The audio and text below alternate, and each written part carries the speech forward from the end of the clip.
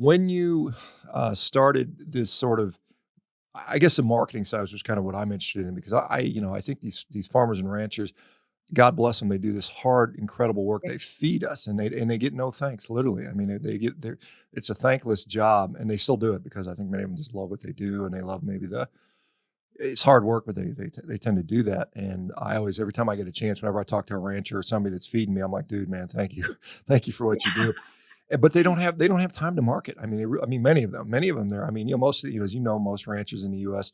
95% of them are mom and pop, family owned, 50 head of cattle or less. There's a few large ones, but the majority of them, these smaller people, and they just don't have time to spend all day on the internet marketing their wares. And so, how do you think? And I see some of them. I mean, some of them are getting out there and spreading the Yeah. news about agriculture, and thankfully they're doing it. But I think we have to see one thing that frustrates me is why there's not a national campaign from guys like NCBA or that have the money that could do these marketing campaigns, but yet they choose to not do that for whatever reason. I'm not sure. Maybe I'm just being critical and don't know all the details. But how do you mark? What do you think is the effective way to get this information out there? I mean, obviously you're here. I mean, this is part of it, right? But I mean, what do you got to do?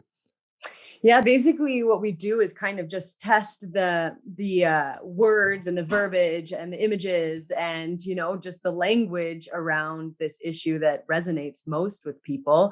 And then we do podcasts. Actually, podcasts and meeting people through their own audience is a really, really effective way to help people understand the importance. And also, we've found that using actual images of the farmers is very effective because then you get to see the wonderful people who are actually raising your meat. And so that's kind of been what we've been doing is basically focusing on Facebook ads and some YouTube ads and image ads. But it's an uphill battle because it's always changing. The game's always changing, as you might imagine. But we are just so driven by the method or by our mission that we just keep pivoting when and if necessary. Yeah, what message is resonating? I mean, there's certain messages that have sort of that are kind of sticky that they stick people that get. And I can make scientific arguments all day long, but it puts people to sleep and it's boring. They don't understand it. It's too complicated. And so you try to just get this viscerally. I mean, this is what quite honestly, vegans are very good at. They show some picture of some poor animal being mistreated, and they're like, "Oh my God, this is how all your animals are treated." And it's just, as you know, it's total nonsense. But what Yeah. sort of messages are you finding seems to be moving the needle on the side that, hey, eating animal products is not bad. It's not bad for the environment. It's actually good for us, and we should continue to do it and do it in the best way possible. But what is the message you find at work? Yeah, that's such a good question because I like the detail and I've read all the studies and it's too much for mainstream a lot of times. And what we found to be the most effective is grass fed.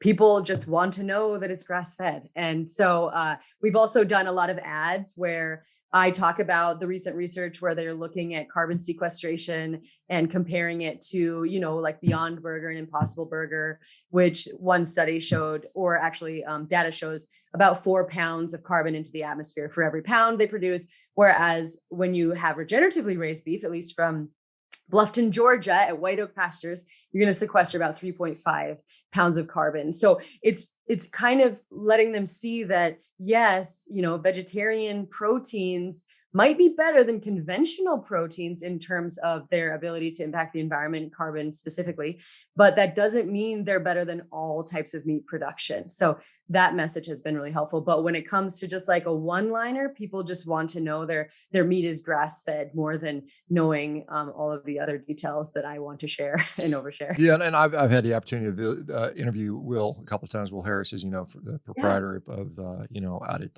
White Oaks Pasture, and I think one of the problems and again, it comes into nuance. Just you can put grass fed on the label, and it doesn't really mean that much. It's because the animal could be actually, they could actually be more destructive to the environment because if you don't manage them well, I mean, you get this problem with the deforestation or the yeah, I mean, the desertification, like Alan Savory likes to talk about, where you just have animals willy-nilly just munching the grass down to dirt, and so it becomes a problem. And so I think there's, as you probably, I'm sure you're doing, you just got to further educate the people that not all grass-fed beef is the same. And so I don't think we stop with just grass-fed when we're talking about an environmental message. But I think, and, Oh, and there's a lot of nuances. There's a health message. I obviously am a big proponent of meat as a health food, as you probably are aware.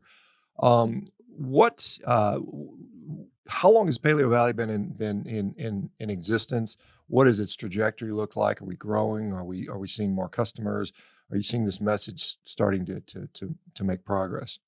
Yeah, and I just want to say on what you just said, I created this 7-part docu-series to break down all those. Here's the labeling lies that we're working with, and is a vegetarian diet and a vegan diet better? And why do we need protein and the history of meat? So you're right, we do need more education, and we're definitely working on that as we speak. But Paleo Valley, the trajectory is good. We've been growing significantly, and we started in 2008. And I'm sorry. When I got off a tour in 2012, we started. Um, and yeah, every year we're growing and we just adding more and more products. And we're especially going more the meat direction because we realize that's what people are really liking. We never intended to be a big beef stick company, but that's our number one selling products. And so we're going into chicken and to pork sticks and to, we're looking at salmon jerky. And of course, we just whole animal utilization. So looking into creating our own bone broth and, of course, only supporting regenerative farms. And we're going into superfood bars. And then we're going to just kind of meet the demand of other products that people have been asking us for, and things like a kids line. And, our big thing is, regenerative agriculture. We want our products to be as good for the environment as they are for human health, synergy. So we do a lot of whole food, and then really, really high quality products, always organic or 100% grass fed, regeneratively raised, and then accessibility. So of course, keeping the costs down. We don't want these to be boutique products that people can't afford, but yeah, we're growing, lots of employees being added. And so we're feeling good. Good for you guys. And I've got some Paleo Valley beef sticks in my pantry that I occasionally have. I mostly give them to my kids. I tend not to snack that much, but my kids have put it in their lunchbox, and they really enjoy those things. So it's a good little product for people.